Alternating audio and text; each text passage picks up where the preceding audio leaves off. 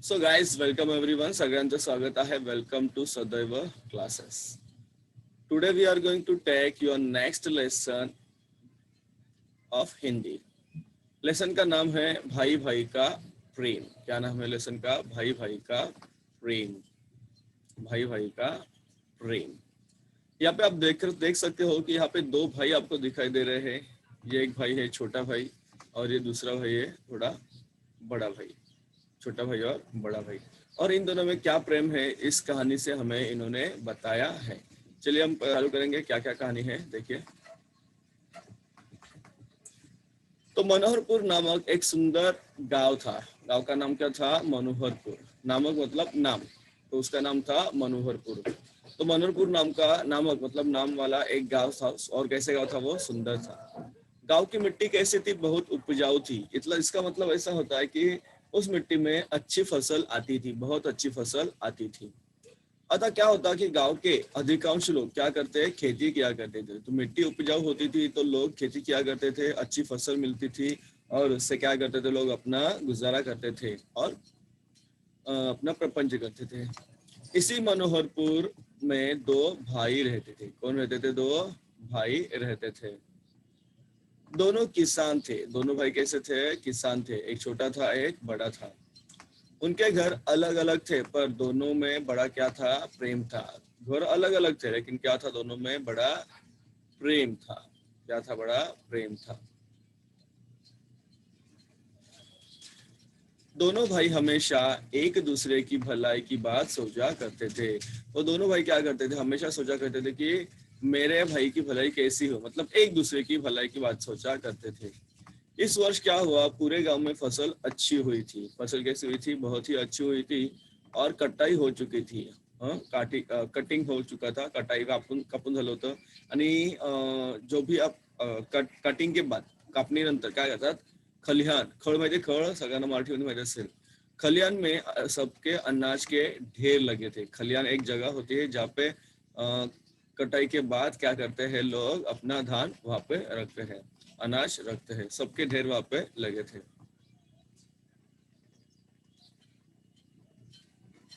हाँ, एक मिनट.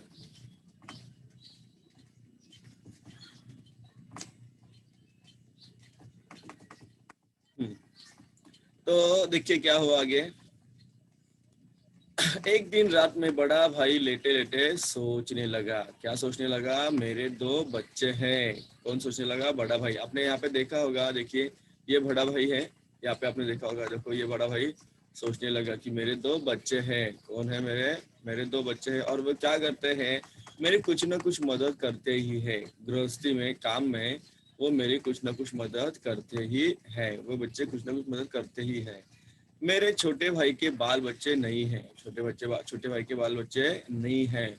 तो उसे सारा काम अकेले ही संभालना पड़ता है. तो बेचारा अकेले ही सब काम करता है. उसके बच्चे नहीं हैं. इसलिए वो सोचता है कि मुझे उसकी सहायता करनी चाहिए. बड़ा भाई क्या सोचता है? कि छोटे भाई की सहायता मुझे करनी चाहिए. यह सोचकर वह उठा और खलिहान में गया. वो उठा और कहा गया? खलिहान में गया. जहाँ क्या था? खलिहान में क्या क्या था? तो उनके जो अनाज थे, उनके अनाज के क्या थे? वहां पे ढेर थे. तो इसमें से उसका भी कुछ उसमें उसका भी अनाज होगा.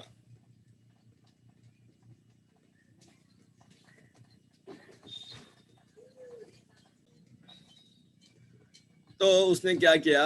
वहां जाके खलिहान में अपने अनाज के ढेर से उसने 10 गठरी अनाज बांधा. कितनी गठरी बांधा अनाज? 10 गठरी अनाज उसने बांधा.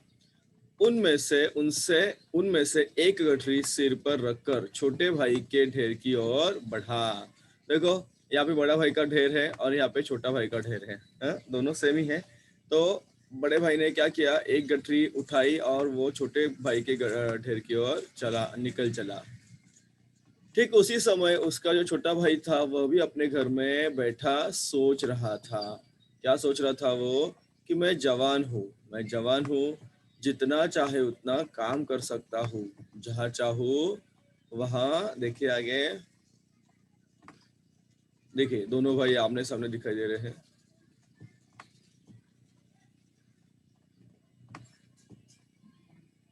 एक मिनट. हाँ, जहाँ चाहूँ वहाँ जा सकता हूँ। कौन सोच रहा था? छोटा भाई सोच रहा था कि मैं जहाँ चाहूँ वहाँ जा सकता हूँ, मैं जहाँ चाहूँ वहाँ जा सकता हूँ। किसी कारणवश यदि खेती में फायदा नहीं हुआ तो कोई दूसरा काम कर लूंगा। मेरा खर्च कैसा है? कम है, लेकिन मेरे बड़े भैया बाल बच्चे वाले हैं। घर गृहस्थी के खर्च कैसे होते हैं? अधिक होते हैं। आपको सबको पता है कि घर की जो गृहस्थी हमारे जो घर होता है उसका खर्चा अधिक है।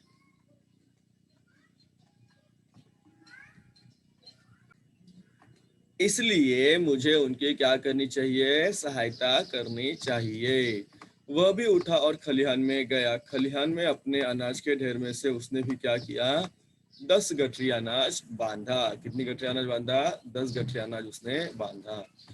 उनसे उनमें से एक गठरी सिर पर उठाकर बड़े भाई के ढेर की ओर चला। देखो, तो छोटा भाई बड़े भाई के ढेर की ओर चला, छोटा और बड़ा भाई छोटे भाई के ढेर की ओर चला। और वो रात कैसी थी? अंधेरी रात थी। रात कैसी थी? अंधेरी रात थी। देखो यहाँ पे, देखो दोनों मिल चुके हैं। रात अंधेरी थी और हाथ भी दिखाई न देता था। बहुत ही घनी रात थी, घनी अंधेरी रात थी। इस वातावरण में दोनों भाई धीरे धीरे एक दूसरे के अनाज के ढेर की ओर बढ़ रहे थे। धीरे धीरे चल रहे थे। दोनों का समय एक ही था। अचानक क्या हुआ? वे एक दूसरे से टकरा गए और दोनों चौंक कर एक साथ बोले, कौन है? दोनों बोले, कौन है भाई? क्योंकि रात थी, दिखाई नहीं दे रहा था कौन है और कौन नहीं है। दोनों भाइयों ने एक दूसरे को देखा और उनके सिर पर अनाज की क्या थी? गठरी थी। छोटे भाई ने देखा, अरे बड़े भैया के सिर पर तो अनाज की गठरी है। बड़े भाई ने देखा, अरे छोटे भाई के सिर पर भी अनाज की गठरी है। तो अभी उनको समझ में आया। हम्म दोनों समझ गए। क्या समझ गए दोनों? देखिए, दोनों समझ गए। बड़े भाई ने कहा, छोटे, तुम्हारी मदद करने वाला कोई नहीं है। क्या कह रहा था बड़ा भाई? छोटे, तुम्हारी मदद करने वाला कोई नहीं है। खेती का सारा काम तुम्हें अकेले संभालना पड़ता है। मैंने सोचा कि तुम्हारे पास अनाज अधिक होगा तो अधिक दिन तक घर चलेगा, इसलिए मैं खलिहान से अनाज तुम्हारे ढेर में डालने जा रहा था। कौन कह रहा था? बड़ा भाई।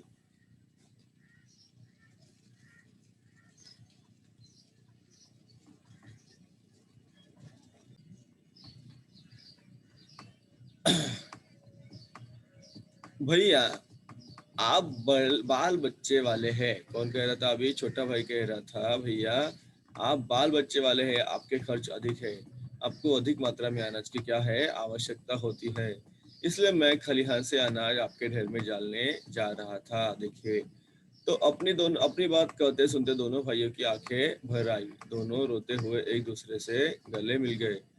देखो तो क्या हुआ, तो दोनों भाइयों की प्रेम की यह जो कहानी है आज भी लोग भाव विभोर होकर कहते सुनाते हैं। क्योंकि क्या हुआ था कि दोनों भाई एक दूसरे के भलाई के बारे में सोचा करते थे। दोनों भाई एक दूसरे के भलाई के बारे में सोचा करते थे। और देखिए, आपको यहाँ पे आपने देखा होगा, देखो सबसे पहले चित्र आपने देखे तो वहाँ पे आपको दिखाई देगा कि दोनों भाई सोच रहे थे। बड़ा भाई छोटा भाई एक दूसरे के बारे में सोच रहे थे। दूसरा चित्र आपको यहाँ पे दिखाई दे रहा है, यहाँ पे कि दोनों निकल पड़े थे अपने सर पर गठरी लेकर दूसरे भाई की ओर। और यहाँ पे दोनों भाई एक दूसरे के गले मिल गए। कुछ शब्द है यहाँ पे, देखिए, जैसे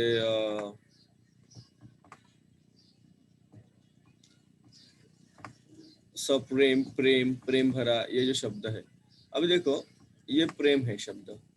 इसके आगे मैंने अगर स लगा दिया तो ये सब प्रेम हो जाता है। और इसके बाद मैंने अगर भरा लगा तो प्रेम भरा हो जाता है। तो ये हो गए है उपसर्ग और प्रत्यय। उपसर्ग और प्रत्यय।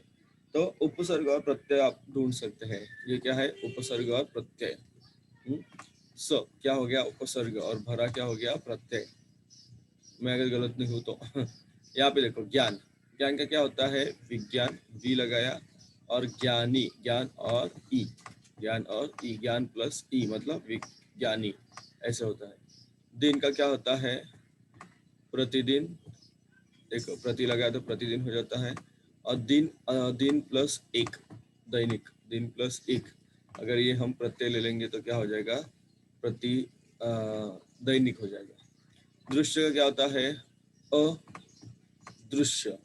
अदृश्य तो क्या हो गया आपका? उपसर्ग हो गया। और मान, मान क्या हो गया आपका? प्रत्यय हो गया। तो ये शब्द आप ढूंढ सकते हैं, आपके पाठ्य पुस्तक में बहुत सारे शब्द है, इस तरह से आप इसको ढूंढ सकते हैं। तो इस चैप्टर के क्वेश्चन आंसर्स आपको शायद वर्कबुक या फिर डाइजेस्ट में मिल जाएंगे।